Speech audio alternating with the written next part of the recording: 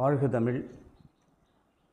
அன்பிற்குரிய ஆசிரிய பெருமக்களே, வகுப்பு 6 இயல் 4 வடிவியல் பகுதியை இன்றைய தினம் நாம் பார்க்க இருக்கிறோம். அதில் குறிப்பாக அடிப்படையாக வடிவியல் என்பது சற்று நுணுக்கமான கேள்விகளை கொண்டது. அதனால் நீங்கள் அதை சரியாக பார்த்து புரிந்து கொள்ள வேண்டும். கோடு அப்படி என்பது உதாரணமாக படத்தில் AB 2 புள்ளிகள், 2 பக்கமும் அம்புகுறியிடப்பட்டுள்ளது. அதை L என்று குறிப்பிடலாம். இதுபோல் இருபுறங்களில் அம்புகுறியிட்டு எழுதப்படும் அளவில்லாதது, அதாவது 2 பக்கமும் அளவில்லாமல் போயிட்டே இருக்கு, அதை அம்புகுறியிட்டு AB அல்லது BA அல்லது L என குறிக்கலாம். இதற்கு முடிவு புள்ளிகள் இல்லை.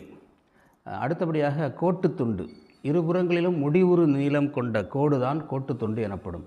உதாரணமாக AB மேலே அம்புகுறி இல்லை பாருங்கள், அப்படி ஒரு கோடு மட்டும்தான் இருக்கும். அடுத்தது இந்த மாதிரி இந்த வடிவியல் என்பது ஜியோ அப்படின்னா புவி, மெட்ரான் அப்படின்னாக்கா அளவீடு. அந்த 2 கிரேக்க சொற்களிலிருந்து தான் ஜாமெட்ரி என்று உருவாக்கப்பட்டிருக்கிறது. ஜியோ மெட்ரான், அதுதான் ஜாமெட்ரி வடிவியல். வடிவியல் என்பது புவியினுடைய அளவீடு, புவியினுடைய அளவீடு என்பதுதான் வடிவியல். அந்த மாதிரி உள்ள இந்த வடிவியலை கருத்துக்களை முதலில் பயன்படுத்தியவர் யாருனாக்க கிரேக்க நாட்டினுடைய மிலட்டஸ் நகரை சார்ந்த தேல்ஸ் என்பவர் தான். முதல்ல வடிவியலை பயன்படுத்தினது தேல்ஸ் தான். அதுக்கப்புறம் வடிவியலுடைய முறையாக அதை செஞ்சது யாருன்னு கேட்டிங்கன்னா பிதாகரஸ் தான். இந்த பிதாகரஸ் அப்படி தான் எல்லாத்துக்குமே வடிவியலுக்கு அடிப்படையாக இருந்தவர். அடுத்தது இணை கோடுகள் அப்படின்னாக்கா என்னன்னாக்கா 2 கோடுகளுக்கிடையே மாறாத தொலைவு, செங்குத்து தொலைவு இருந்தால், 2 கோடுகளுக்கிடையே மாறாத செங்குத்து தொலைவு இருந்தால் அந்த 2 கோடுகளும் இணைக்கோடுகள் எனப்படும். அந்த இடையே உள்ள தூரம் மாறவே கூடாது.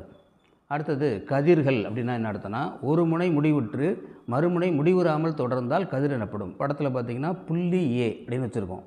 B அப்படிங்கிறது அம்புகுறியிடப்பட்டிருக்கு, அதனால் இது மாதிரி உள்ளதான் கதிர் எனப்படும். அடுத்தது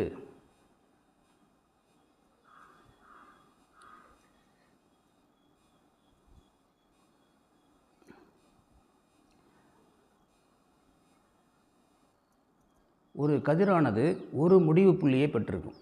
ஒரு கதிர் என்பது ஒரு முடிவு புள்ளியை பெற்றிருக்கும். இதில் நிறைய எப்படி ஏமாற்றுவாங்க அப்படின்னு கேட்டிங்கன்னா, படத்தில் பார்த்திங்கன்னா ஒரு கோடு வரைஞ்சிருக்காங்க, அது L அப்படின்னு குறிச்சிருக்காங்க. அதில் புள்ளிகள் P, A, B, C, Q அப்படின்னு குறிச்சிருக்காங்க. இதில் எப்படி கேட்பாங்கன்னா, எத்தனை கோட்டு துண்டுகள் உள்ளன அப்படின்னு கேட்பாங்க.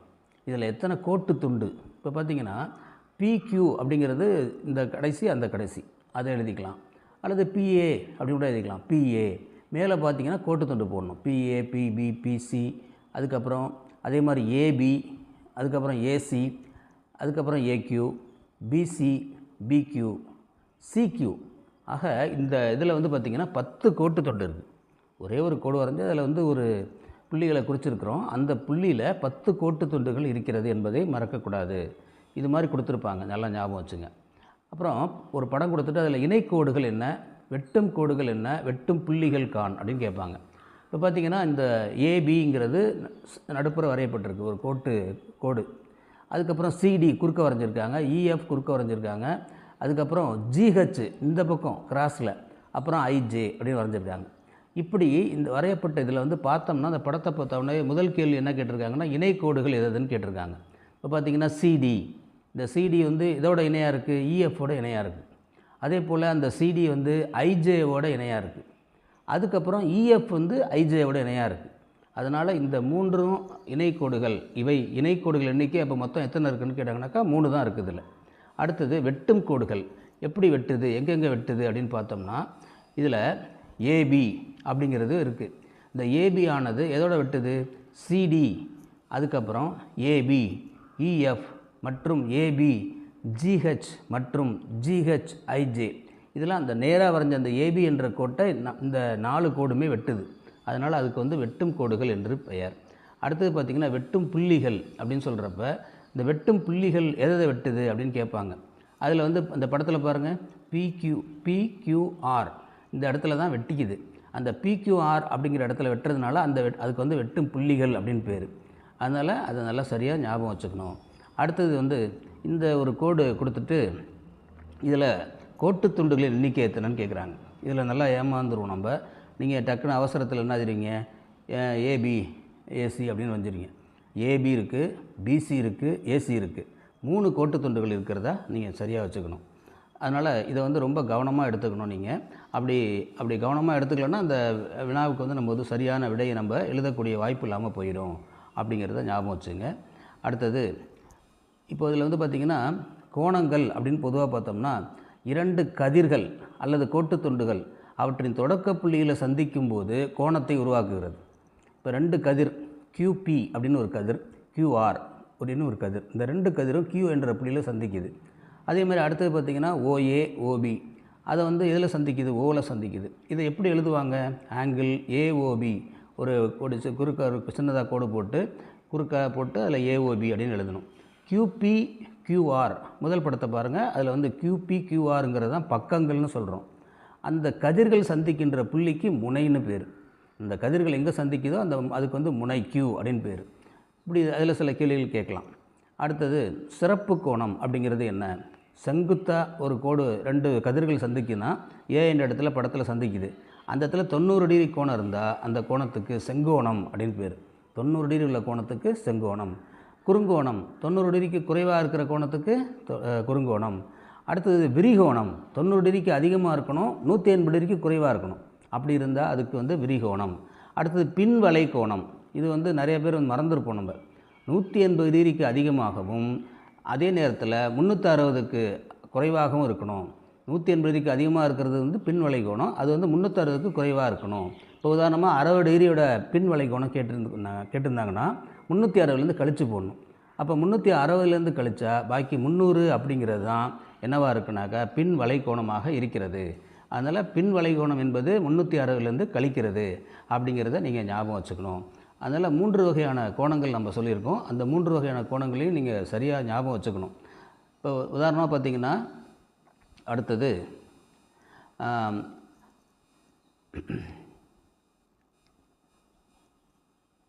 இதில் நம்ம வந்து இதெல்லாம் சரியான ஞாபகம் வச்சுக்கலன்னா நம்ம என்ன ஆகிடுவோம்னாக்கா தவறாக வந்து குறிக்க வேண்டியிருக்கும். இப்போ இதில் வந்து ஒரு கேள்வி பாருங்கள், வித்தியாசமான கேள்வி. எது சரியான கோணத்தை குறிக்கவில்லை அப்படின்னு கேட்குறாங்க. இப்போ அந்த முனை வந்து YXங்கிறது ஒரு கதிர், YZ அப்படிங்கிறது ஒரு கதிர். அவங்க என்ன கொடுத்துருக்காங்கன்னா எது குறிக்கலன்னு கேட்குறாங்க. இப்போ ஆங்கிள் Y அப்படிங்கிறது சரியா இல்லையா, Z அடுத்தது வந்து XY அப்படின்னு ஒன்று கொடுத்துருக்காங்க, ZYX அப்படின்னு கொடுத்துருக்காங்க, XYZன்னு கொடுத்துருக்காங்க. இதில் எது குறிக்கலன்னு கேட்குறாங்க.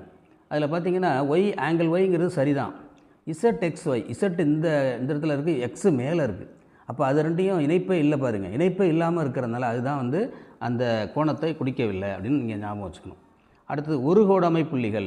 இந்த ஒரு கோடமை புள்ளிகள் அப்படின்னாக்கா என்ன அர்த்தம்னா 3 அல்லது அதற்கு மேற்பட்ட புள்ளிகள் ஒரு கோட்டின் மீது அமைந்தால் அவை ஒரு கோடமை புள்ளிகள் எனப்படும். 3 அதற்கு மேற்பட்ட புள்ளிகள் ஒரே ஒரு கோட்டில் 3 இருக்குது. இப்போ உதாரணமாக கோடு இருக்குது, இங்கே வரைஞ்சிருக்கோம், ABC 3 புள்ளிகள் இருக்குது, ஒரே கோட்டில் இருக்கிறதுனால அது ஒரு கோடமை புள்ளிகள். அடுத்தது செங்குத்து கோடுகள் அப்படின்னாக்கா 2 கோடுகள் ஒன்றை 90 டிகிரியில் வெட்டிக்கணும். அப்படி வெட்டி கொண்டால் அது செங்குத்து கோடுகள் எனப்படும். அடுத்தது ஒருங்கமை புள்ளிகள். அதில் இன்னொன்றுனா ஒரு புள்ளி வழி கோடுகள் அப்படின்னு 2 டெஃபினேஷன். இந்த ஒருங்கு அமை புள்ளிகள் அப்படின்னாக்கா என்ன அர்த்தம்னாக்கா, இப்போ P என்ற புள்ளியில் L1 L2 L3 இப்போ இது 3மே அந்த கோடுகளும் அந்த P என்ற புள்ளியில் சந்திச்சுக்குது. அது பாட்டு போயிட்டுருக்கு எல்லாம். L1 இந்த பக்கம், L2 அந்த L3 இந்த 3 Pங்கிற புள்ளியில் சந்திக்குதானா. அதனால் அதுக்கு வந்து என்ன பேருனாக்க ஒருங்கு அமை புள்ளிகள் அப்படின்னு பேர். அதில் ஒரு புள்ளி வழி கோடுகள் அப்படின்னாக்கா அடுத்த படத்தில் இப்போ நம்ம பார்த்தோம்னாக்கா AOB ஒரே கோட்டில் இருக்குது, அதனால் அது ஒரு புள்ளி வழி கோடமைவுகள். அதே வந்து AOC பாருங்கள், இப்படி போய் திரும்பிடுது, அது கிடையாது, அது புள்ளி ஆகாது. BOC அது வந்து ஆகாது, அதுவும் ஆகாது, ஒரு கோடு அமையாது. ஒரே கோட்டில் அமைகிறது இந்த படத்தில் அப்படின்னா AOB மட்டும்தான் அமையுது அப்படிங்கிறத ஞாபகம் வச்சுக்கணும். அதுக்கப்புறம் மிக சிறப்பு கோணங்கள் அப்படின்னு சில டெஃபினேஷன் கொடுத்துருக்காங்க. இந்த மிகச்சிறப்பு கோணம்னா அப்படின்னாக்கா என்ன அர்த்தம்னாக்க, இப்போ பார்த்தீங்கன்னா AB AC சரியாக பொருந்திருக்கு. AB அப்படிங்கிறதும் ACங்கிறதும் ஒன்று மேலே ஒன்று பொருந்திருக்கு. அப்போ இடையில் கோணமே கிடையாது, 0 டிகிரி தான் இருக்குது. இந்த மாதிரி உள்ள கோணத்துக்கு தான் பூஜ்ஜிய கோணம் அப்படின்னு பேர். இந்த மாதிரி உள்ள கோணத்துக்கு பூஜ்ஜிய கோணம். அடுத்து நேர்கோணம். இப்போ பார்த்திங்கன்னா C அப்படியானது Bக்கு சரியாக எதிர் திசையில் இருக்குது. இந்த நடுப்புற இருக்கிறது புள்ளி வந்து A, அந்த C ஆனது Bக்கு எதிராக இருக்குது. அப்படி அந்த மாதிரி எதிராக இருக்கக்கூடிய நிலையில் இருக்கக்கூடிய கோணம் அப்போ வந்து மேலே வந்து 180 டிகிரி, கீழே ஒரு 180 டிகிரி, மொத்தம் 360 டிகிரி அப்படிங்கிறத ஞாபகம் வச்சுக்கணும். சிறப்பு சோடி கோணங்கள் அப்படின்னு ஒரு அடுத்தது. 2 கோணங்களின் கூடுதல் 90 டிகிரியாக இருந்தால் அது நிரப்பு கோணம் எனப்படும். 2 கோணங்களின் கூடுதல் 180 டிகிரியாக இருந்தால் அது மிகை நிரப்பு கோணம் எனப்படும். அதாவது நிரப்பு கோணங்கிறது 90 டிகிரிக்கு 2ஐயும் கூட்டினா 90 வரணும். அதே வந்து இப்போ உதாரணமாக 20 டிகிரிக்கு நிரப்பு கோணம் என்ன அப்படின்னு கேட்டாங்கனாக்கா 90லேருந்து 20 கழிச்சா பாக்கி 70. இந்த 70ங்கிறது தான் நிரப்பு கோணம். அடுத்தது மிகை நிரப்பு கோணம்னா என்ன அப்படின்னு சொன்னோன்னாக்கா நம்ம சொன்ன மாதிரி 180. அப்போ ஒரு கணக்கு கொடுத்துருக்காங்க, 30 டிகிரியுடைய மிகை நிரப்பு கோணம் என்ன அப்படின்னு கேட்டாங்கன்னா 180 மைனஸ் 30 = 150 அப்படிங்கிறத நம்ம ஞாபகம் வச்சுக்கணும். அடுத்தது இதே மாதிரி இதெல்லாம் ஒன்று இது மாதிரி கேட்பாங்க. இதெல்லாம் சரியான ஏமாற்றக்கூடிய கேள்விகள்லாம் இதில் நிறையா இருக்குது அப்படிங்கிறத இங்கே ஞாபகம் வச்சுக்கணும். அதில் வந்து இந்த ஒரு புள்ளி குடமிகள், ஒரு அமைவுகள், அப்புறம் வந்து எது சரியான கோணத்தை குறிக்கவில்லை அப்படிங்கிறது மாதிரி கேட்குறது. அடுத்தது பார்த்திங்கன்னா ரொம்ப ட்ரிக்காக இருக்கக்கூடிய கேள்விகள் தான் இப்போ நான் சொல்ல போகிறேன். எந்த அளவுக்கு ட்ரிக்காக இருக்குங்கிறத நீங்கள் பார்த்தீங்கன்னா புரியும். எந்த கோணம் அதன் நிரப்பு கோணத்தின் 2 மடங்கிற்கு சமமாக இருக்கும்? எந்த கோணம் அதனுடைய நிரப்பு கோணம் அதுக்கு 2 மடங்கிற்கு சமமாக இருக்கும் அப்படின்னு கேட்குறாங்க. இப்போ ஒரு கோணம் வந்து உதாரணமாக எக்ஸ்ன்னு வச்சுக்குவோம். அதனுடைய நிரப்பு கோணம் அப்படின்னு வச்சுங்க, அந்த நிரப்பு கோணத்தினுடைய 2 மடங்கிற்கு சமமாக இருக்கும் அப்படின்னாக்கா, இப்போ உதாரணமாக 30 டிகிரி அப்படின்னு எடுத்துருக்கோம். நம்ம 30 டிகிரி 2 மடங்குனாக்கா அதனுடைய 90லேருந்து கழிச்சா 30 போச்சுன்னா பாக்கி 60. அப்போ அது 2 மடங்குக்கு சமமாக இருக்குது. 60 30 60. எந்த கோணம் அது நிரப்பு கோணத்திற்கு 2 மடங்கிற்கு சமமாக இருக்கும் அப்படின்னாக்கா 30 அப்படிங்கிறது அந்த 2 மடங்கிற்கு சமமாக இருக்கிறது. அடுத்த கேள்வி பார்த்திங்கன்னா, எந்த கோணம் அதன் மிகை நிரப்பு கோணத்தின் 3/2 மடங்கிற்கு சமமாக இருக்கும்? இது ரொம்ப ரொம்ப ட்ரிக்கான கேள்வி இது. எந்த கோணம் அதன் மிகை நிரப்பு கோணத்துக்கு 3/2 மடங்கிற்கு சமமாக இருக்கும்? இதை நம்ம இந்த கணக்கை வந்து பொறுத்த வரைக்கும் நீங்கள் ஒன்று ஆராய்ச்சி பண்ணிட்டு தான் நேரம் ஆகிடும். அதனால் நம்ம வந்து இதில் வந்து பார்த்திங்கன்னா இப்போ 72 டிகிரி அப்படின்னு ஒன்று எடுத்துக்கணும். அதை அது வந்து அதனுடைய மிகை நிரப்பு கோணம் என்னவாக இருக்கும்? 180லேருந்து கழிச்சா 108. இப்போ என்ன கேட்டிருக்காங்கன்னா மிகை நிரப்பு கோணம் 3/2 சமமாக இருக்கான்னு பார்க்கணும். 108 பெருக்கல் 2/3 அதை அடித்தோம்னா 36 × 2 72. இப்போ 72 டிகிரி கரெக்டாக வந்துருச்சு பாருங்கள். அதனால் இதை ஞாபகம் மற்றபடி போட்டு அந்த நேரத்தில் உட்காந்துட்டு டென்ஷன் ஆகிட்டு இருக்கக்கூடாது அந்த எக்ஸாம் ஹாலில் உட்காந்துக்கிட்டு. அதனால் இந்த கேள்வி வந்தாவே நம்ம என்ன செய்யணும்னா அதனுடைய மிகை நிரப்பு கோணம் 3/2 மடங்குனா 72 108 ஞாபகம் வச்சுக்க வேண்டியதான். வேறு அப்படி வச்சுக்கிட்டோம்னா மெமரியில் இருந்துச்சுன்னா ஈஸியாக உடனே எழுதிக்கலாம், இல்லைன்னா நேரம் செலவாகும். அதுதான். அடுத்தது 2 கோணங்கள் மிகை நிரப்பு கோணங்களாகவும் அதில் ஒரு கோணம் மற்றொரு கோணத்தை விட 20 டிகிரி அதிகமாக இருக்கும் அப்படின்னாக்கா அந்த கோணங்களை காணும். மிகை நிரப்பு கோணம் 2 கோணம், அதில் அதோட வந்து எத்தனை டிகிரி அதிகமாக இருக்கணுங்கிறாங்க? 20 டிகிரி அதிகமாக இருக்கணும். அப்போ 70ன்னு வச்சுக்கோங்க. அந்த 70ஓட 20 அந்த 70ஓட வந்து கூட்டினோம்னா 110ன்னு வச்சுக்கோங்க. 110 வந்து 180லேருந்து கழிச்சோம்னா சரியாக வருமா? வராது. அப்போ 180ல் 110 போச்சுன்னா பாக்கி வந்து 70 வருது. இப்போ இது வர்றதுக்கு வாய்ப்பு இல்லை. அந்த 2 கோணங்கள் மிகை நிரப்பு கோணங்களாகவும் அதில் ஒரு கோணம் மற்றொரு கோணத்தை விட 20 டிகிரி அதிகமாக இருக்கிறது அப்படின்னு சொல்கிறாங்க. அப்போ எக்ஸு அப்படின்னு பார்க்குறப்ப எக்ஸ் ப்ளஸ் 20 இப்போ 2x + 2 அப்படின்னு வரும். அப்படி 2x + 2x + 20 அப்படின்னு = 180 இருந்தால் 2x = 180ல் பார்த்தீங்கன்னா பாக்கி 160. x அப்போ வந்து 80 டிகிரியாக இருக்குன்னு வச்சுங்க. 80 அதோட 20 கூட்டினாக்கா 100, மொத்தம் 180 சரியாக வந்துருச்சு. அதனால் இந்த விடை வந்து ஆப்ஷன் வந்து தப்பு. 80 100 அப்படிங்கிறது தான் ஞாபகம் வச்சுக்கணும். 2 கோணங்கள் மிகை நிரப்பு கோணங்களாகவும் அதில் ஒரு கோணம் மற்றொரு கோணத்தை விட 20 அதிகமாக இருக்குனாக்கா 100ங்கிறது தான் விடை சரி. அந்த 100ங்கிறது அது 20 டிகிரி அதனுடைய நிரப்பு கோணம் 80 விட அதிகமாக இருக்குது. அதனால் 80 100 எப்படி கண்டுபிடிக்கணும்னா அது வந்து எக்ஸ்ன்னு வச்சுக்கணும். ப்ளஸ் x + 20 = 180க்கு சமம். அப்போ x கூட்டினா 2x. அந்த 180லேருந்து 20 கழிச்சோம்னா பாக்கி 60.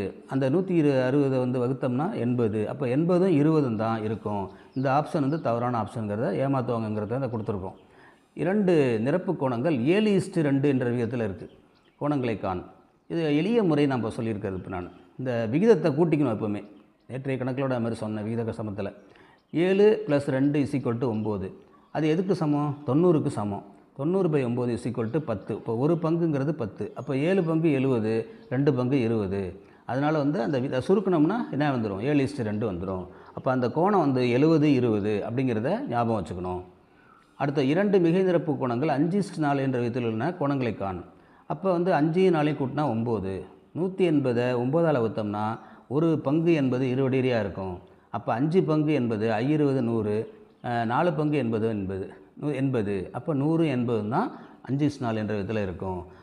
அப்படிங்கிறத நீங்கள் ஞாபகம் வச்சுக்கணும். இந்த கணக்கிலேயே இந்த பயிற்சியில், வடிவியல் பயிற்சியில் இந்த இதில் வந்து ரொம்ப டெரிபிளான கொஸ்டின்ஸ் வந்து இது இப்போ கடைசியாக நம்ம பார்த்தது தான். இப்போ இதில் வந்து எளிதாக கேட்கணுன்னா இந்த கடைசி கணக்கை கேட்கலாம். 5:4 விதத்தில் இருக்குன்னா உடனே கூட்டி 5 4 9, 180 9 வகுத்து போட்டுடணும். அதே நிரப்பு கோணமாக இருந்துச்சுனாக்கா 7:2 9, 9 பங்கு = 90 அப்படின்னு போட்டுடலாம். 2 கோணங்கள் மிகை நிரப்பு கோணங்களாகவும் அதில் ஒரு கோணம் மற்றொரு கோணத்தோட 20 டிகிரி அதிகமாக இருக்குன்னா இப்போ ஏமாற்றுவாங்க. இந்த கணக்கு தான் ஏமாந்துருவீங்க. x+20 அப்படின்னு வச்சு அதை கணக்கு போடணும். 110 70ங்கிறது தவறான விடை. அடுத்து, எந்த கோணம் அதன் மிகை நிரப்பு கோணத்தை போல் 3/2 மடங்கிற்கு சமமாக இருக்கிறது? 3/2 மடங்கிற்கு சமமாக இருக்குது. அப்போ இதை வந்து நம்ம கணக்கை வந்து போட்டு கொண்டு வர்றதை விட நம்ம வந்து இதை ஞாபகம் வச்சுங்க. இப்போ 60 டிகிரினா வருமா? வராது. ஏன்னாக்கா அந்த 60னாக்கா அது 3/2 பங்கு. 2 பெருக்கல் 60 பெருக்கல் 2/3 அடித்தா 20 40. அப்போ 60 40ன்னு வருது. அதெல்லாம் வந்து பயங்கர குழப்பமாட்டோம் அந்த நேரத்தில். அதனால் அதை ஞாபகம் வச்சுக்கோங்க. இந்த ஒரு கணக்கு 72 108 வச்சிங்கன்னா விரைவாக எழுதிடலாம். எந்த கோணம் அது நிரப்பு கோணத்தின் 2 மடங்கிற்கு சமமாக இருக்கும் அப்படின்னாக்கா அதையும் ஞாபகம் வச்சுட்டா ஈஸியாக இருக்கும். இப்போ பார்த்தீங்கன்னா 30, அந்த 90ல் கழிச்சோன்னா 60. அப்போ அந்த கோணம் 60, அந்த 30 என்பது அதனோட நிரப்பு கோணத்தினுடைய 2 மடங்கிற்கு சமமாக இருக்குது. 60 30ன்னு எழுதிடணும். இதில் வந்து இந்த கணக்கும் ஏமாத்துகிற கணக்கு தான். கோட்டுத்துண்டு எண்ணிக்கைக்கான மொத்தம் வந்து 3 கோடுகள் இருக்கிறது, கோட்டு துண்டுகள் இருக்கிறது. இந்த கோட்டுத்துண்டு இது ரெண்டுக்கும் நல்ல வித்தியாசம் தெரிஞ்சுக்கோங்க. கோடு அப்படிங்கிறது 2 பக்கமும் கதிர் போயிட்டே இருக்கும். அதுக்கு முடிவே கிடையாது, அளவு கிடையாது. கோட்டு துண்டுக்கு மட்டும்தான் அளவு. அதனால் அந்த இதில் வேறு மாதிரி கேட்கலாம். எதற்கு வந்து அளவில்லை, எதற்கு அளவு இருக்கிறது அப்படின்னு கேட்கலாம். அதனால் வந்து இந்த மாதிரி இணைக்கோடுகள் என்ன, வெட்டும் கோடுகள் என்ன அப்படிங்கிறதையும் நீங்கள் உங்களுக்கு கேட்கலாம். அதுக்கப்புறம் இந்த எத்தனை கோட்டு துண்டுகள் உள்ளன, இது ஒரு நல்ல கொஸ்டின். எத்தனை கோட்டு துண்டு இருக்கிறப்ப நிறைய பேர் ஏமாந்துருவாங்க. இதில் 10 கோட்டு துண்டு இருக்குது. அதில் வந்து ஒரு எது வந்து முடிவு புள்ளியை பெற்றிருக்கிறது அப்படின்னு கேட்கலாம். ஒரு கதிரானது ஒரு முடிவு புள்ளியை பெற்றிருக்கும். ஒரு முடிவு புள்ளியை பெற்றிருக்கக்கூடிய இது வந்து எதுன்னு கேட்கலாம். அப்படி ஒரு முடிவு புள்ளிங்கிறது கதிர் மட்டும்தான். 2 முடிவு புள்ளியை பெற்றிருந்தால் அது என்னது, கோட்டு துண்டு ஆகிடும். அதனால் ஞாபகம் வச்சுக்கோங்க.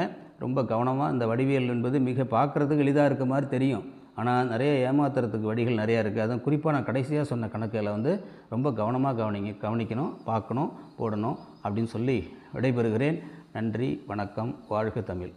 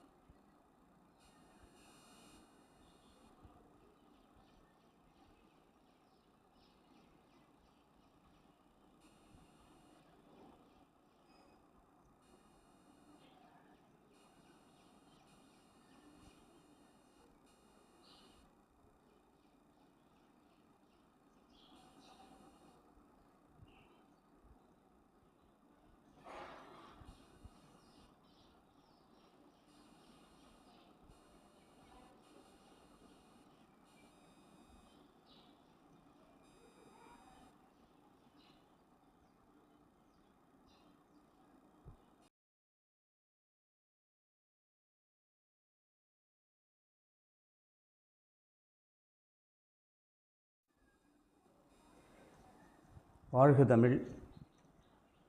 அன்பிற்குரிய ஆசிரிய பெருமக்களே, வகுப்பு 6 இயல் 4 வடிவியல் பகுதியை இன்றைய தினம் நாம் பார்க்க இருக்கிறோம். அதில் குறிப்பாக அடிப்படையாக வடிவியல் என்பது சற்று நுணுக்கமான கேள்விகளை கொண்டது. அதனால் நீங்கள் அதை சரியாக பார்த்து புரிந்து கொள்ள வேண்டும். கோடு அப்படி என்பது உதாரணமாக படத்தில் ஏபி 2 புள்ளிகள் 2 பக்கமும் அம்புகுறியிடப்பட்டுள்ளது. அதை எல் என்று குறிப்பிடலாம். இதுபோல் இருபுறங்களில் அம்புகுறியிட்டு எழுதப்படும் அளவில்லாதது, அதாவது 2 பக்கமும் அளவில்லாமல் போயிட்டே இருக்குது, அதை அம்புகுறியிட்டு ஏபி அல்லது பிஏ அல்லது எல் என குறிக்கலாம். இதற்கு முடிவு புள்ளிகள் இல்லை. அடுத்தபடியாக கோட்டுத்துண்டு. இருபுறங்களிலும் முடிவுறு நீளம் கொண்ட கோடு தான் கோட்டுத்துண்டு எனப்படும். உதாரணமாக ஏபி மேலே அம்புகுறி இல்லை பாருங்கள், அப்படி ஒரு கோடு மட்டும்தான் இருக்கும். அடுத்தது இந்த மாதிரி இந்த வடிவியல் என்பது ஜியோ அப்படின்னா புவி, மெட்ரான் அப்படின்னாக்கா அளவீடு. அந்த 2 கிரேக்க சொற்களிலிருந்து தான் ஜாமெட்ரி என்று உருவாக்கப்பட்டிருக்கிறது. ஜியோ மெட்ரான், அதுதான் ஜாமெட்ரி வடிவியல். வடிவியல் என்பது புவியினுடைய அளவீடு, புவியினுடைய அளவீடு என்பதுதான் வடிவியல்.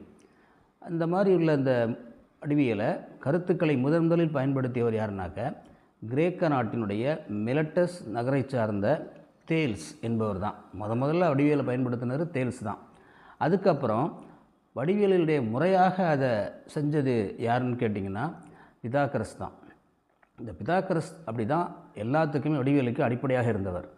அடுத்தது இணைக்கோடுகள் அப்படின்னாக்கா என்னன்னாக்கா 2 கோடுகளுக்கிடையே மாறாத தொலைவு, செங்குத்து தொலைவு இருந்தால், 2 கோடுகளுக்கிடையே மாறாத செங்குத்து தொலைவு இருந்தால் அந்த 2 கோடுகளும் இணைக்கோடுகள் எனப்படும். அந்த இடையே உள்ள தூரம் மாறவே கூடாது. அடுத்தது கதிர்கள் அப்படின்னா என்ன அர்த்தம்னா, ஒரு முனை முடிவுற்று மறுமுனை முடிவுறாமல் தொடர்ந்தால் கதிர் எனப்படும். படத்தில் பார்த்திங்கன்னா புள்ளி ஏ அப்படின்னு வச்சுருக்கோம், பி அப்படிங்கிறது அம்புகுறியிடப்பட்டிருக்கு, அதனால் இது மாதிரி உள்ளதான் கதிர் எனப்படும். அடுத்தது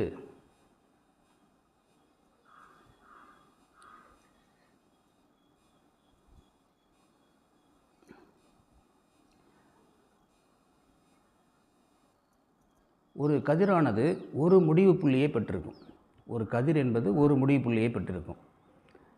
இதில் நிறைய எப்படி ஏமாற்றுவாங்க அப்படின்னு கேட்டிங்கன்னா, படத்தில் பார்த்திங்கன்னா ஒரு கோடு வரைஞ்சிருக்காங்க, அது எல் அப்படின்னு குறிச்சிருக்காங்க. அதில் புள்ளிகள் பி, ஏ, பி, சி, கியூ அப்படின்னு குறிச்சிருக்காங்க. இதில் எப்படி கேட்பாங்கன்னா எத்தனை கோட்டு துண்டுகள் உள்ளன அப்படின்னு கேட்பாங்க.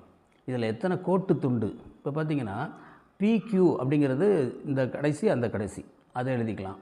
அல்லது பிஏ அப்படி கூட எழுதிக்கலாம். பிஏ மேலே பார்த்திங்கன்னா கோட்டு துண்டு போடணும், பிஏ, பிபி, பிசி, அதுக்கப்புறம் அதே மாதிரி ஏபி, அதுக்கப்புறம் ஏசி, அதுக்கப்புறம் ஏக்யூ, பிசி, பிக்யூ, சிக்யூ. ஆக இந்த இதில் பார்த்திங்கன்னா 10 கோட்டு துண்டு இருக்குது. ஒரே ஒரு கோடு வரைஞ்சி அதில் ஒரு புள்ளிகளை குறிச்சிருக்கிறோம். அந்த புள்ளியில் 10 கோட்டு துண்டுகள் இருக்கிறது என்பதை மறக்கக்கூடாது. இது மாதிரி கொடுத்துருப்பாங்க, நல்லா ஞாபகம் வச்சுங்க. அப்புறம் ஒரு படம் கொடுத்துட்டு அதில் இணைக்கோடுகள் என்ன, வெட்டும் கோடுகள் என்ன, வெட்டும் புள்ளிகள் காண் அப்படின்னு கேட்பாங்க. இப்போ பார்த்திங்கன்னா இந்த ஏபிங்கிறது நடுப்புற வரையப்பட்டிருக்கு ஒரு கோடு. அதுக்கப்புறம் சிடி குறுக்க வரைஞ்சிருக்காங்க, இஎஃப் குறுக்க வரைஞ்சிருக்காங்க, அதுக்கப்புறம் ஜிஹெச் இந்த பக்கம் கிராஸில், அப்புறம் ஐஜே அப்படின்னு வரைஞ்சிருக்காங்க. இப்படி இந்த வரையப்பட்ட இதில் பார்த்தோம்னா அந்த படத்தை பார்த்தோன்னே முதல் கேள்வி என்ன கேட்டிருக்காங்கன்னா இணைக்கோடுகள் எதுன்னு கேட்டிருக்காங்க. இப்போ பார்த்திங்கன்னா சிடி, இந்த சிடி இதோட இணையாக இருக்குது, இஎஃப்போட இணையாக இருக்குது. அதே போல் அந்த சிடி ஐஜேவோட இணையாக இருக்குது. அதுக்கப்புறம் இஎஃப் ஐஜேவோட இணையாக இருக்குது. அதனால் இந்த 3ம் இணைக்கோடுகள். இவை இணைக்கோடுகள் எண்ணிக்கை அப்போ மொத்தம் எத்தனை இருக்குதுன்னு கேட்டாங்கனாக்கா 3 தான் இருக்குது இதில். அடுத்தது வெட்டும் கோடுகள். எப்படி வெட்டுது, எங்கெங்கே வெட்டுது அப்படின்னு பார்த்தோம்னா இதில் ஏபி அப்படிங்கிறது இருக்குது. இந்த ஏபி ஆனது எதோட வெட்டுது, சிடி, அதுக்கப்புறம் ஏபி, இஎஃப் மற்றும் ஏபி, ஜிஹெச் மற்றும் ஜிஹெச்ஐஜே. இதெல்லாம் அந்த நேராக வரைஞ்ச அந்த ஏபி என்ற கோட்டை இந்த 4 கோடுமே வெட்டுது. அதனால் அதுக்கு வெட்டும் கோடுகள் என்று பெயர். அடுத்தது பார்த்திங்கன்னா வெட்டும் புள்ளிகள் அப்படின்னு சொல்கிறப்ப இந்த வெட்டும் புள்ளிகள் எதை வெட்டுது அப்படின்னு கேட்பாங்க. அதில் அந்த படத்தில் பாருங்கள் பிக்யூஆர் இந்த இடத்துல தான் வெட்டிக்குது. அந்த பிக்யூஆர் அப்படிங்கிற இடத்துல வெட்டுறதுனால அதுக்கு வெட்டும் புள்ளிகள் அப்படின்னு பேர். அதனால் அதை நல்லா சரியாக ஞாபகம் வச்சுக்கணும். அடுத்தது இந்த ஒரு கோடு கொடுத்துட்டு இதில் கோட்டு துண்டுகளின் எண்ணிக்கை எத்தனைன்னு கேட்குறாங்க. இதில் நல்லா ஏமாந்துருவோம் நம்ம. நீங்கள் டக்குன்னு அவசரத்தில் என்ன செய்றீங்க, ஏபி ஏசி அப்படின்னு வந்துடுங்க. ஏபி இருக்குது, பிசி இருக்குது, ஏசி இருக்குது. 3 கோட்டு துண்டுகள் இருக்கிறதா நீங்கள் சரியாக வச்சுக்கணும். அதனால் இதை வந்து ரொம்ப கவனமாக எடுத்துக்கணும் நீங்கள். அப்படி அப்படி கவனமாக எடுத்துக்கலன்னா அந்த வினாவுக்கு வந்து நம்ம வந்து சரியான விடையை நம்ம எழுதக்கூடிய வாய்ப்பு இல்லாமல் போயிடும் அப்படிங்கிறத ஞாபகம் வச்சுங்க. அடுத்தது இப்போ இதில் வந்து பார்த்திங்கன்னா கோணங்கள் அப்படின்னு பொதுவாக பார்த்தோம்னா 2 கதிர்கள் அல்லது கோட்டுத்துண்டுகள் அவற்றின் தொடக்க புள்ளியில் சந்திக்கும் போது கோணத்தை உருவாக்குகிறது. இப்போ 2 கதிர் QP அப்படின்னு ஒரு கதிர், QR அப்படின்னு ஒரு கதிர், இந்த 2 கதிரும் Q என்ற புள்ளியில் சந்திக்குது. அதே மாதிரி அடுத்தது பார்த்திங்கன்னா OA OB அதை வந்து எதில் சந்திக்குது? ஓவில் சந்திக்குது. இதை எப்படி எழுதுவாங்க? ஆங்கிள் AOB ஒரு குறுக்க சின்னதாக கோடு போட்டு குறுக்காக போட்டு அதில் AOB அப்படின்னு எழுதணும். QP QR முதல் படத்தை பாருங்கள். அதில் வந்து QP QRங்கிறது தான் பக்கங்கள்னு சொல்கிறோம். அந்த கதிர்கள் சந்திக்கின்ற புள்ளிக்கு முனைன்னு பேர். இந்த கதிர்கள் எங்கே சந்திக்குதோ அதுக்கு வந்து முனை Q அப்படின்னு பேர். இப்படி அதில் சில கேள்விகள் கேட்கலாம். அடுத்தது சிறப்பு கோணம் அப்படிங்கிறது என்ன? செங்குத்தாக ஒரு கோடு 2 கதிர்கள் சந்திக்குன்னா ஏ என்ற இடத்துல படத்தில் சந்திக்குது. அந்த இடத்துல 90 டிகிரி கோணம் இருந்தால் அந்த கோணத்துக்கு செங்கோணம் அப்படின்னு பேர். 90 டிகிரி உள்ள கோணத்துக்கு செங்கோணம். குறுங்கோணம் 90 டிகிரிக்கு குறைவாக இருக்கிற கோணத்துக்கு குறுங்கோணம். அடுத்தது விரிகோணம் 90 டிகிரிக்கு அதிகமாக இருக்கணும், 180 டிகிரிக்கு குறைவாக இருக்கணும். அப்படி இருந்தால் அதுக்கு வந்து விரிகோணம். அடுத்தது பின்வளை கோணம். இது வந்து நிறைய பேர் வந்து மறந்துருப்போம். நம்ம 180 டிகிரிக்கு அதிகமாகவும் அதே நேரத்தில் 360க்கு குறைவாகவும் இருக்கணும். 180 டிகிரிக்கு அதிகமாக இருக்கிறது வந்து பின்வளை கோணம், அது வந்து 360க்கு குறைவாக இருக்கணும். இப்போ உதாரணமாக 60 டிகிரியோட பின்வளை கோணம் கேட்டிருந்தாங்கன்னா 360லேருந்து கழித்து போடணும். அப்போ 360லேருந்து கழித்தா பாக்கி 300 அப்படிங்கிறது தான் என்னவாக இருக்குனாக்கா பின் வளைகோணமாக இருக்கிறது. அதனால் பின் வளைகோணம் என்பது 360லேருந்து கழிக்கிறது அப்படிங்கிறத நீங்கள் ஞாபகம் வச்சுக்கணும். அதனால் 3 வகையான கோணங்கள் நம்ம சொல்லியிருக்கோம். அந்த 3 வகையான கோணங்களையும் நீங்கள் சரியாக ஞாபகம் வச்சுக்கணும். இப்போ உதாரணமாக பார்த்திங்கன்னா அடுத்தது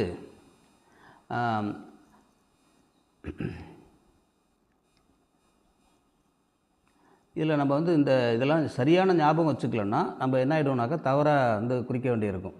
இப்போ இதில் வந்து ஒரு கேள்வி பாருங்கள், வித்தியாசமான கேள்வி. எது சரியான கோணத்தை குறிக்கவில்லை அப்படின்னு கேட்குறாங்க.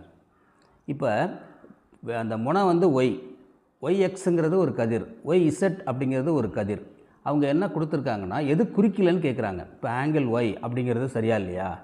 Z அடுத்தது வந்து XY அப்படின்னு ஒன்று கொடுத்துருக்காங்க, ZYX அப்படின்னு கொடுத்துருக்காங்க, XYZன்னு கொடுத்துருக்காங்க. இதில் எது குறிக்கலன்னு கேட்குறாங்க.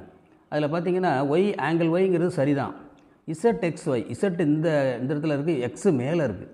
அப்போ அது ரெண்டையும் இணைப்பே இல்லை பாருங்கள். இணைப்பே இல்லாமல் இருக்கிறதுனால அதுதான் வந்து அந்த கோணத்தை குறிக்கவில்லை அப்படின்னு நீங்கள் ஞாபகம் வச்சுக்கணும். அடுத்தது ஒரு கோடமை புள்ளிகள்.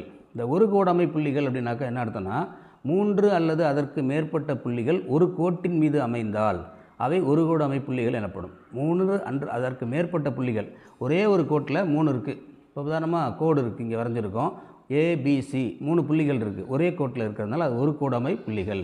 அடுத்தது செங்குத்து கோடுகள் அப்படின்னாக்கா 2 கோடுகள் ஒன்றை 90 டிகிரியில் வெட்டிக்கணும். அப்படி வெட்டி கொண்டால் அது செங்குத்து கோடுகள் எனப்படும்.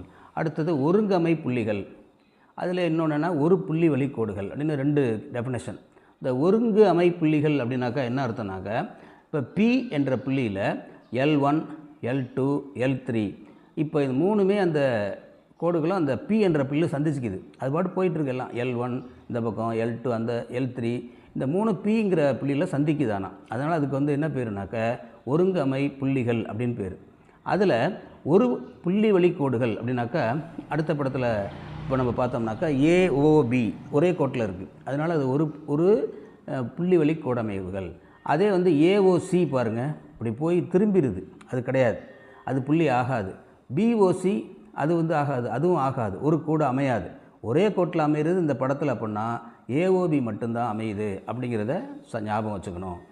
அதுக்கப்புறம் மிக சிறப்பு கோணங்கள் அப்படின்னு சில டெஃபினேஷன் கொடுத்துருக்காங்க. இந்த மிகச்சிறப்பு கோணம்னா அப்படின்னாக்கா என்ன அர்த்தம்னாக்க இப்போ பார்த்தீங்கன்னா AB AC சரியாக பொருந்திருக்கு. AB அப்படிங்கிறதும் ACங்கிறதும் ஒன்று மேலே ஒன்று பொருந்திருக்கு. அப்போ இடையில் கோணமே கிடையாது, 0 டிகிரி தான் இருக்குது. இந்த மாதிரி உள்ள கோணத்துக்கு தான் பூஜ்ஜிய கோணம் அப்படின்னு பேர். இந்த மாதிரி உள்ள கோணத்துக்கு பூஜ்ஜிய கோணம். அடுத்து நேர்கோணம். இப்போ பார்த்திங்கன்னா C அப்படியானது Bக்கு சரியாக எதிர் திசையில் இருக்குது. இந்த நடுப்புற இருக்கிறது புள்ளி வந்து A, அந்த C ஆனது Bக்கு எதிராக இருக்குது. அப்படி அந்த மாதிரி எதிராக இருக்கக்கூடிய நிலையில் ஏற்படக்கூடிய கோணம் அப்போ வந்து மேலே வந்து 180 டிகிரி, கீழே ஒரு 180 டிகிரி, மொத்தம் 360 டிகிரி அப்படிங்கிறத ஞாபகம் வச்சுக்கணும். சிறப்பு சோடி கோணங்கள் அப்படின்னு ஒரு அடுத்தது. 2 கோணங்களின் கூடுதல் 90 டிகிரியாக இருந்தால் அது நிரப்பு கோணம் எனப்படும். 2 கோணங்களின் கூடுதல் 180 டிகிரியாக இருந்தால் அது மிகை நிரப்பு கோணம் எனப்படும். அதாவது நிரப்பு கோணங்கிறது 90 டிகிரிக்கு 2ஐயும் கூட்டினா 90 வரணும். அதே வந்து இப்போ உதாரணமாக 20 டிகிரிக்கு நிரப்பு கோணம் என்ன அப்படின்னு கேட்டாங்கனாக்கா 90லேருந்து 20 கழிச்சா பாக்கி 70. இந்த 70ங்கிறது தான் நிரப்பு கோணம். அடுத்தது மிகை நிரப்பு கோணம்னா என்ன அப்படின்னு சொன்னோன்னாக்கா நம்ம சொன்ன மாதிரி 180. அப்போ ஒரு கணக்கு கொடுத்துருக்காங்க, 30 டிகிரியுடைய மிகை நிரப்பு கோணம் என்ன அப்படின்னு கேட்டாங்கன்னா 180 மைனஸ் 30 = 150 அப்படிங்கிறத நம்ம ஞாபகம் வச்சுக்கணும். அடுத்தது இதே மாதிரி இதெல்லாம் ஒன்று இது மாதிரி கேட்பாங்க. இதெல்லாம் சரியான ஏமாற்றக்கூடிய கேள்விகள்லாம் அதில் நிறையா இருக்குது. அப்படிங்கிறத இங்கே ஞாபகம் வச்சுக்கணும். அதில் வந்து இந்த ஒரு புள்ளி குடமிகள், ஒரு அமைவுகள், அப்புறம் வந்து எது சரியான கோணத்தை குறிக்கவில்லை அப்படிங்கிறது மாதிரி கேட்குறது. அடுத்தது பார்த்திங்கன்னா ரொம்ப ட்ரிக்காக இருக்கக்கூடிய கேள்விகள் தான் இப்போ நான் சொல்ல போகிறேன். எந்த அளவுக்கு ட்ரிக்காக இருக்குங்கிறத நீங்கள் பார்த்தீங்கன்னா புரியும். எந்த கோணம் அதன் நிரப்பு கோணத்தின் 2 மடங்கிற்கு சமமாக இருக்கும்? எந்த கோணம் அதனுடைய நிரப்பு கோணம் அதுக்கு 2 மடங்கிற்கு சமமாக இருக்கும் அப்படின்னு கேட்குறாங்க. இப்போ ஒரு கோணம் வந்து உதாரணமாக எக்ஸ்ன்னு வச்சுக்குவோம். அதனுடைய நிரப்பு கோணம் அப்படின்னு வச்சுங்க, அந்த நிரப்பு கோணத்தினுடைய 2 மடங்கிற்கு சமமாக இருக்கும் அப்படின்னாக்கா, இப்போ உதாரணமாக 30 டிகிரி அப்படின்னு எடுத்துருக்கோம். நம்ம 30 டிகிரி 2 மடங்குனாக்கா அதனுடைய 90லேருந்து கழிச்சா 30 போச்சுன்னா பாக்கி 60. அப்போ அது 2 மடங்குக்கு சமமாக இருக்குது. 60 30 60. எந்த கோணம் அது நிரப்பு கோணத்திற்கு 2 மடங்கிற்கு சமமாக இருக்கும்? அப்படின்னாக்கா 30 அப்படிங்கிறது அந்த 2 மடங்கிற்கு சமமாக இருக்கிறது. அடுத்த கேள்வி பார்த்திங்கன்னா, எந்த கோணம் அதன் மிகை நிரப்பு கோணத்தின் 3/2 மடங்கிற்கு சமமாக இருக்கும்? இது ரொம்ப ரொம்ப ட்ரிக்கான கேள்வி இது. எந்த கோணம் அதன் மிகை நிரப்பு கோணத்துக்கு 3/2 மடங்கிற்கு சமமாக இருக்கும்? இதை நம்ம இந்த கணக்கை வந்து பொறுத்த வரைக்கும் நீங்கள் ஒன்று ஆராய்ச்சி பண்ணிட்டு தான் நேரம் ஆகிடும். அதனால் நம்ம வந்து இதில் வந்து பார்த்திங்கன்னா இப்போ 72 டிகிரி அப்படின்னு ஒன்று எடுத்துக்கணும். அதை அது வந்து அதனுடைய மிகை நிரப்பு கோணம் என்னவாக இருக்கும்? 180லேருந்து கழிச்சா 108. இப்போ என்ன கேட்டிருக்காங்கன்னா, மிகை நிரப்பு கோணம் 3/2 சமமாக இருக்கான்னு பார்க்கணும். 108 பெருக்கல் 2/3 அதை அடித்தோம்னா 36 × 2 72. இப்போ 72 டிகிரி கரெக்டாக வந்துருச்சு பாருங்கள். அதனால் இதை ஞாபகம் மற்றபடி போட்டு அந்த நேரத்தில் உட்காந்துட்டு டென்ஷன் ஆகிட்டு இருக்கக்கூடாது அந்த எக்ஸாம் ஹாலில் உட்காந்துக்கிட்டு. அதனால் இந்த கேள்வி வந்தாவே நம்ம என்ன செய்யணும்னா, அதனுடைய மிகை நிரப்பு கோணம் 3/2 மடங்குனா 72 108 ஞாபகம் வச்சுக்க வேண்டியதான். வேறு அப்படி வச்சுக்கிட்டோம்னா மெமரியில் இருந்துச்சுன்னா ஈஸியாக உடனே எழுதிக்கலாம். இல்லைன்னா நேரம் செலவாகும். அதுதான். அடுத்தது 2 கோணங்கள் மிகை நிரப்பு கோணங்களாகவும் அதில் ஒரு கோணம் மற்றொரு கோணத்தை விட 20 டிகிரி அதிகமாக இருக்கும் அப்படின்னாக்கா அந்த கோணங்களை காணும். மிகை நிரப்பு கோணம் 2 கோணம், அதில் அதோட வந்து எத்தனை டிகிரி அதிகமாக இருக்கணுங்கிறாங்க? 20 டிகிரி அதிகமாக இருக்கணும். அப்போ 70ன்னு வச்சுக்கோங்க. அந்த 70ஓட 20 அந்த 70ஓட வந்து கூட்டினோம்னா 110ன்னு வச்சுக்கோங்க. 110 வந்து 180லேருந்து கழிச்சோம்னா சரியாக வருமா? வராது. அப்போ 180ல் 110 போச்சுன்னா பாக்கி வந்து 70 வருது. இப்போ இது வர்றதுக்கு வாய்ப்பு இல்லை. அந்த 2 கோணங்கள் மிகை நிரப்பு கோணங்களாகவும் அதில் ஒரு கோணம் மற்றொரு கோணத்தை விட 20 டிகிரி அதிகமாக இருக்கிறது அப்படின்னு சொல்கிறாங்க. அப்போ எக்ஸு அப்படின்னு பார்க்குறப்ப எக்ஸ் ப்ளஸ் 20 அப்போ 2x + 2 அப்படின்னு வரும். அப்படி 2x + 2x + 20 அப்படின்னு = 180 இருந்தால் 2x = 180ல் போச்சுன்னா பாக்கி 160. x அப்போ வந்து 80 டிகிரியாக இருக்குன்னு வச்சுங்க. 80 அதோட 20 கூட்டினாக்கா 100, மொத்தம் 180 சரியாக வந்துருச்சு. அதனால் இந்த விடை வந்து ஆப்ஷன் வந்து தப்பு. 80 100 அப்படிங்கிறது தான் ஞாபகம் வச்சுக்கணும். 2 கோணங்கள் மிகை நிரப்பு கோணங்களாகவும் அதில் ஒரு கோணம் மற்றொரு கோணத்தை விட 20 அதிகமாக இருக்குனாக்கா 100ங்கிறது தான் விடை சரி. அந்த 100ங்கிறது அது 20 டிகிரி அதனுடைய நிரப்பு கோணம் 80 விட அதிகமாக இருக்குது. அதனால் 80 100 எப்படி கண்டுபிடிக்கணும்னா அது வந்து எக்ஸ்ன்னு வச்சுக்கணும். ப்ளஸ் x + 20 = 180க்கு சமம். அப்போ x கூட்டினா 2x. அந்த 180லேருந்து 20 கழிச்சோம்னா பாக்கி 60. அந்த 160 வந்து வகுத்தோம்னா 80. அப்போ 80ம் 20ம் தான் இருக்கும். இந்த ஆப்ஷன் வந்து தவறான ஆப்ஷனுங்கிறத ஏமாற்றுவாங்கிறத அதை கொடுத்துருக்கோம். 2 நிரப்பு கோணங்கள் 7:2 என்ற விகிதத்தில் இருக்குது. கோணங்களை காண். இது எளிய முறை நம்ம சொல்லியிருக்கிறது. இப்போ நான் இந்த விகிதத்தை கூட்டிக்கணும். எப்போவுமே நேற்றைய கணக்கிலோட மாதிரி சொன்ன விகித சமத்தில் 7 + 2 = 9. அது எதுக்கு சமம்? 90க்கு சமம். 90/9 = 10. இப்போ ஒரு பங்குங்கிறது 10. அப்போ 7 பங்கு 70, 2 பங்கு 20. அதனால் வந்து அந்த சுருக்கணும்னா என்ன வந்துடும்? 7:2 வந்துடும். அப்போ அந்த கோணம் வந்து 70 20 அப்படிங்கிறத ஞாபகம் வச்சுக்கணும். அடுத்த 2 மிகை நிரப்பு கோணங்கள் 5:4 என்ற விதத்தில் உள்ள கோணங்களை காணும். அப்போ வந்து 5 4 கூட்டினா 9. 180 9ஆல் வகுத்தோம்னா ஒரு பங்கு என்பது 20 டிகிரியாக இருக்கும். அப்போ 5 பங்கு என்பது 20 100. 4 பங்கு என்பது எண்பது அப்போ 100 80 தான் 5:4 என்ற விதத்தில் இருக்கும். அப்படிங்கிறத நீங்கள் ஞாபகம் வச்சுக்கணும். இந்த கணக்கிலேயே இந்த பயிற்சியில், வடிவியல் பயிற்சியில் இந்த இதில் வந்து ரொம்ப டெரிபிளான கொஸ்டின்ஸ் வந்து இது இப்போ கடைசியாக நம்ம பார்த்தது தான். இப்போ இதில் வந்து எளிதாக கேட்கணுன்னா இந்த கடைசி கணக்கை கேட்கலாம். 5:4 விதத்தில் இருக்குன்னா உடனே கூட்டி 5 4 9 180 9 வகுத்து போட்டுடணும். அதே நிரப்பு கோணமாக இருந்துச்சுனாக்கா 7:2 9 9 பங்கு = 90 அப்படின்னு போட்டுடலாம். 2 கோணங்கள் மிகை நிரப்பு கோணங்களாகவும் அதில் ஒரு கோணம் மற்றொரு கோணத்தோட 20 டிகிரி அதிகமாக இருக்குன்னா இப்போ ஏமாற்றுவாங்க. இந்த கணக்கு தான் ஏமாத்துறீங்க. x+20 அப்படின்னு வச்சு அதை கணக்கு போடணும். 110 70ங்கிறது தவறான விடை. அடுத்து, எந்த கோணம் அதன் மிகை நிரப்பு கோணத்தை போல் 3/2 மடங்கிற்கு சமமாக இருக்கிறது. 3/2 மடங்கிற்கு சமமாக இருக்குது.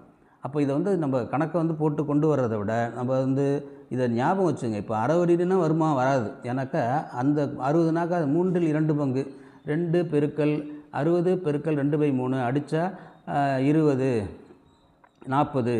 அப்போ 60 40ன்னு வருது. அதெல்லாம் வந்து பயங்கர குழப்பமாட்டோம் அந்த நேரத்தில். அதனால் அதை ஞாபகம் வச்சுக்கோங்க. இந்த ஒரு கணக்கு 72 108 வச்சிங்கன்னா விரைவாக எழுதிடலாம்.